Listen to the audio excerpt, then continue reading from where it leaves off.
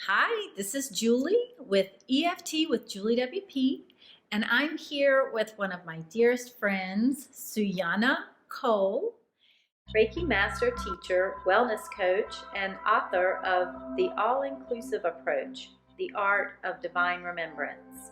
Available now on Amazon in Kindle and paperback form.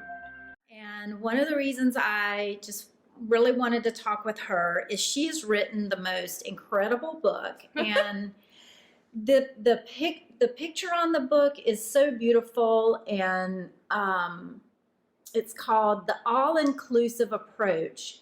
And when we met not long ago and talked about this, I thought it was probably, I don't know, a month or so ago when we first talked about your book, and it was the title is so amazing for these times. Yeah, the all-inclusive approach.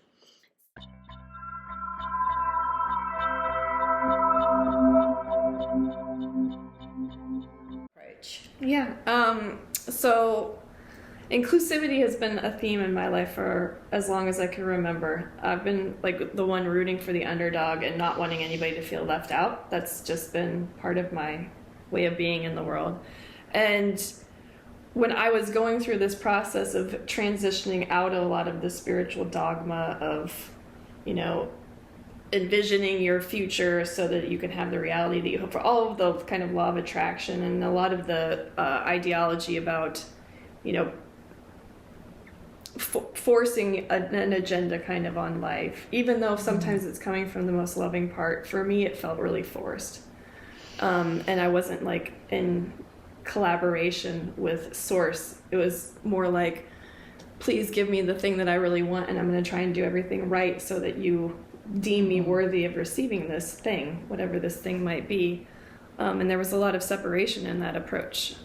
So once I started really feeling into what felt good and not only seeking pleasure, but letting pleasure be part of the equation, instead of having the spiritual evolution be this kind of painful struggle of healing and working really hard to get it right and get it done and get that check mark and have the A+ from source. And I found that inclusivity was what I really wanted to apply to all things, for myself, for the people around me, for what they were going through, and relationships, how they might relate to me, being part of their process of facing the inner demons within them, as opposed to making it about me. And the only way I could find to do that was being really inclusive with it. And it didn't mean, for me, after I started to practice that, as someone coming from a very codependent a way of approaching relationships, I had to find a way of being really inclusive with myself and being really loving to me needing to retreat and deal with the sadness that came up from someone being disappointed in me or being upset with me or having any type of negative interactions. Conflict was really, really challenging for me. So I had to just keep going back and loving and accepting those parts.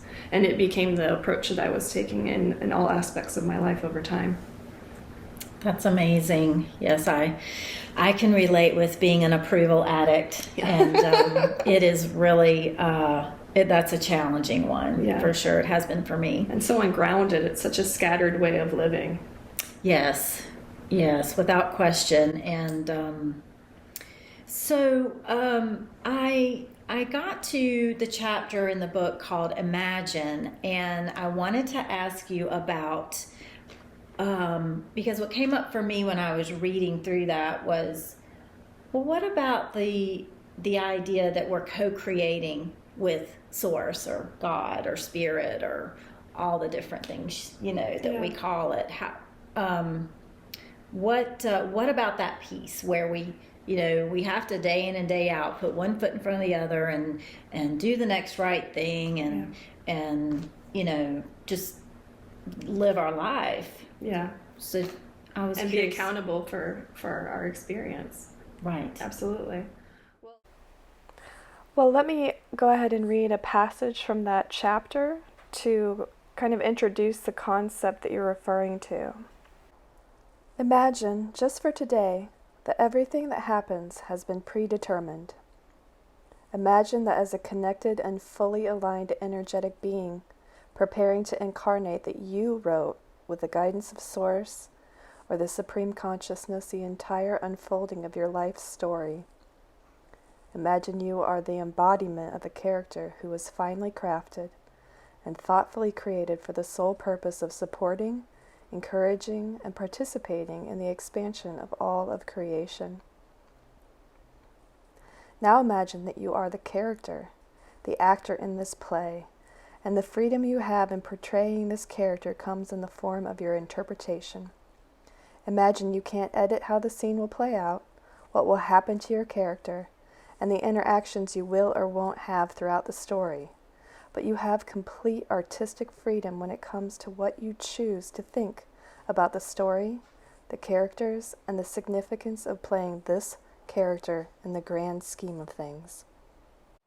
That was a passage from Chapter 7, Imagine, highlighting the power of choice in the way that we view our circumstances and interpret our experience as opposed to a way of determining outcome.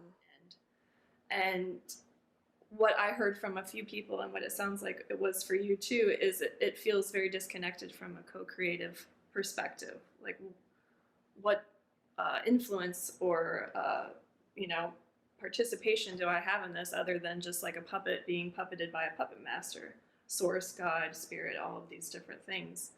So when I wrote this chapter, it was already from the perspective that Source and I were a seamless concept. There wasn't me wanting to co-create with something outside of me. There was just a me having an experience that was the thing, having an experience.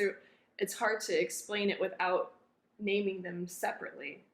But at the end of the day, it just felt like my life has unfolded beautifully, and I'm just here to experience the unfolding of that life. And that there wasn't, the artist that wrote the play isn't not me. I am that person. And that person is God. And that person is all the other people that are part of the play. Like, we're all here in this tapestry having already co-created it. And our option at this point is how willing we are to be the character that we've come to play, and how open and vulnerable we can be in every experience that we've already intended to have. What aspects or parts of ourselves feel outside of the co-creative process? It's our fragmented aspects of self that question their ability and power to co-create. As consciousness and form, we are the loving companions to these parts as they integrate into unity consciousness. When not identifying as that which is separate from God, we can offer our willingness to be with these aspects with gentleness and kindness. From this vantage point, the power of co-creation becomes our capacity to align with the perception of Source and our willingness to collaborate in the story being told. We're consciousness and form experiencing the fantasy consciousness wish to live out. Our trust and willingness to be the creation in form develops a perception which identifies God within and throughout all things. As you're talking, and I consider myself like a deep thinker, but probably, I don't know, I'm in whatever I have to compare that to. But you think really deep. Because the process that you go through and have gone through to write this book it's just such a journey and such a process and such really a discipline. Yeah. And a commitment. Yeah. To seeing and being different than I don't know how to say it, except that just some of the unpleasantness of the norm. Sure. Of living. Yeah.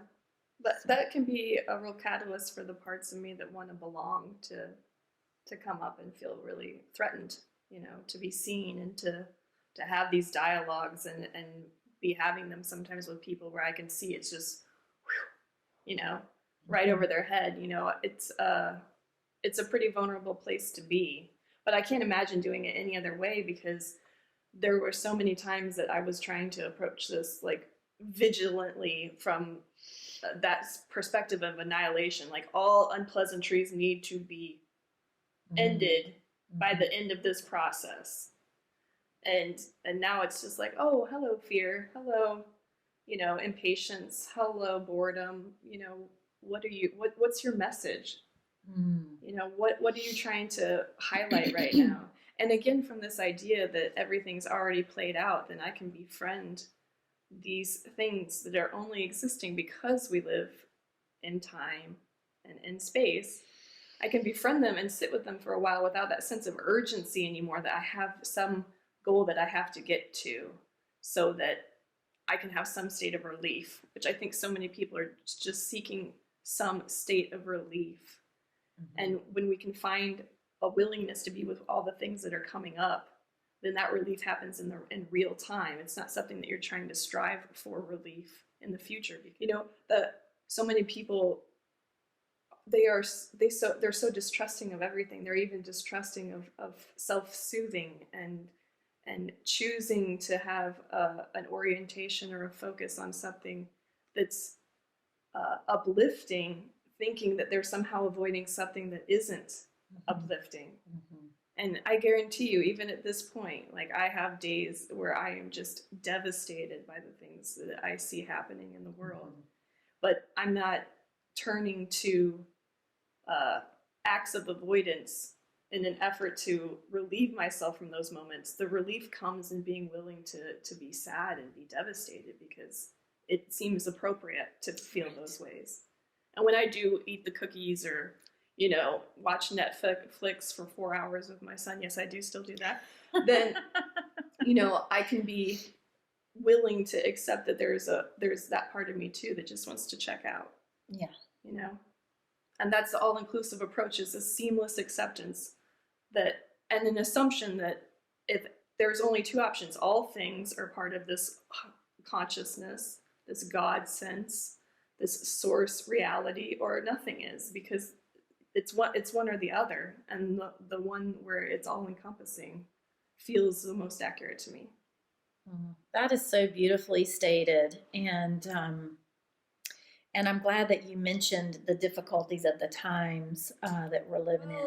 I wrote this book as a way of kind of putting on paper what my perception was of what was going on at this pivotal moment that we're finding ourselves. I had started the book in 2016, where I was into the law of attraction, and I was really oriented towards, if I put enough energy and effort into positive thinking and positive action, then my whole life would change into this dream world that I was seeing in my mind.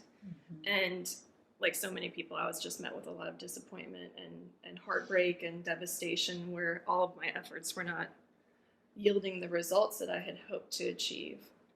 And so I had to take a step back, and after experiences living in Costa Rica and coming back to the United States and being here and connecting with people, I found that the all-inclusive approach was really what was birthed out of that, was like, how can I be in healthy relationship to all of the things that are, and have an experience of them being seamlessly part of this evolving that I think is happening, that I don't have to direct.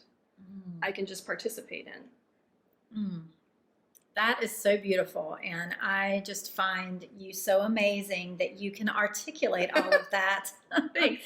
So, and I was sharing with Suyana earlier before we started this that one of the things I love so much about the book is there are many, many places in the book that I've read so far, and I've not honestly gotten all the way through it yet, as we discussed, because it is so just really full and just has a lot of amazing information. But one of the things that I love about it is that when I'm reading it, I'll get to a phrase and I gotta underline that phrase, and then I'm just sit and I take a breath, and things that can just give us space to exhale in the moment is, to me, such a gift and a blessing. So I just thank you so much for having the courage to do all of this. I mean, to write a book is so amazing. It's it's just takes so much time and effort, and so I'm just overly amazed by the act in and of itself. Thanks. Well, that is common feedback I've been getting, that it's not something that you're reading from beginning to end. People are really having to sit with it. And it's from the people that I've talked to, it's been a real catalyst for them, sitting with their own belief systems and their own ideas about life, and seeing where these concepts and ideas and sharings really fit in, and meeting those edges where, it feels like, ooh, I don't know if I can accept this. And if I do accept this idea, then what am I giving up? What am I having to let go of? What have I been holding on to that makes me feel safe that accepting this new idea, like the doppelganger idea, that we're just all interacting with fragments of ourselves. There's a chapter in the book that talks about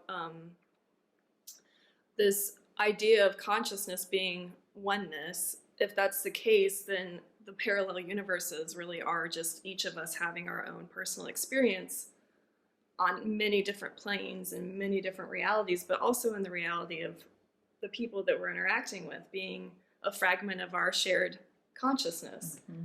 And, we have to let go of grudges. We have to be willing to face areas where we haven't been forgiving. We have to see where we're conditional in the way that we interact with people to accept that idea.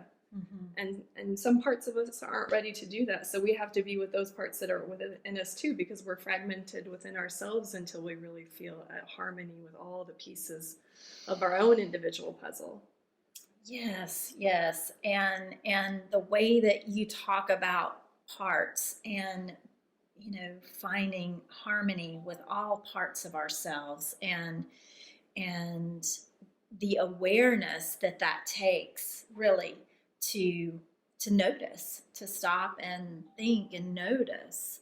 But I also really liked what you wrote about the doppelganger. Did I say that right? Mm-hmm. Yeah, nailed it. Nailed it. That is such a out there kind of idea for me. But I think if I remember correctly, you also said that it could sort of be like just a down to earth kind of idea that's happening just here on Earth. Yes. And I related to that so much because one of my dearest friends, Shannon, when I met her many, many years ago, I had this thought, and I don't even know if I shared it with her at the time, but I had this thought, and we recognized that on so many levels, we were just like these mirror images for each other, like literally our hair color, our eye color, where we went to school, the degrees we had, our furniture. I mean, it was crazy the ways that we matched up. But I also remember thinking the job that she had at the time was a job that I really wanted years prior and never got, but it was something that I had aspired to. And I remember thinking when I met her, I was like, oh, in a way, well, okay, I'm getting to see what that looks like. Right. And so that's how I relate to this concept Sure. that you talked about, and how because parallel universes and all of that, I can sort of kind of think that way. Sure. But I'm so practical that my practical mind's going to always take over. But when you said something in here, and I can't remember how you worded it, but that it can be, you can see it playing out on this right. existence that we're experiencing and aware of. Right. So anyway, I loved that. Thank you. Well, yeah, we want these concepts to be tangible, right? We want them to be applicable. Like, we can hypothesize all day long about the nature of reality, but if it's not something that's going to help you engage in a more holistic way in your daily life, then it's really missing the point, I think, a little bit. And so, like, I was talking to a friend earlier today about the fact that, she got to a specific part in the book where she just had to put it down because the concept was too challenging to her. And I was like, okay, well then you have this opportunity to sit with all of those parts. And we have an opportunity to sit with all of our parts. And if there's this one job that you and your friend have been totally well suited for, and you can look at her and say, oh, that fragment of myself got that job, and feel enthusiasm and, you know, pridefulness and gratitude for their experience, and not feel it as it's a competition, and that just creates more harmony, you know. Absolutely. And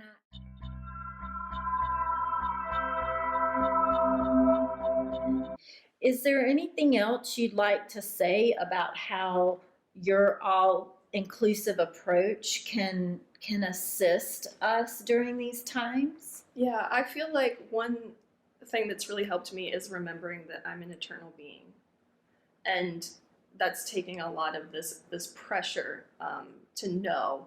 You know, I feel like this is very uncertain times, and people are really feeling a lot of uncertainty, and this almost manic desire to find clarity in uncertain times starts to fall away when we realize that we're eternal beings. At one point, I talk later in the book, so you'll get to it eventually, but I talk about, you know, having this really vivid experience of what it was to be before consciousness existed. And then when consciousness existed, its first companion was eternity. It was like, now that consciousness exists, there's no going back to not consciousness. And that awareness for me was really, really powerful. I mean, it took me probably 2 years to fully integrate the vastness of that idea, because, you know, we're so timeline oriented in the way that we live in this world, and to see ourselves as eternal beings, you know, that pressure just gets, it's just like instant relaxation. You know, I can really take my time. I can have time be my companion now, and not the thing that I'm trying to annihilate so that I can get all the places that I want to get to faster. Which in a way is us remembering our eternal nature, to know that everything can manifest instantaneously. But we're here, again, like I said, to have those subtle nuances and to take the sweet, long walk from here to there. The art of divine remembrance. That's right. That's right. That's so amazing. That's so amazing. Thank you so much for having me. I really appreciate it. You're so welcome. Yeah. Go to Amazon.com to pick up your copy of The All-Inclusive Approach, The Art of Divine Remembrance. I'm Julie Weaver Parks. Thank you so much for taking time to be with me. For additional information about my services, please contact me at my Facebook page or email. You can find the links below. I look forward to connecting with you again soon.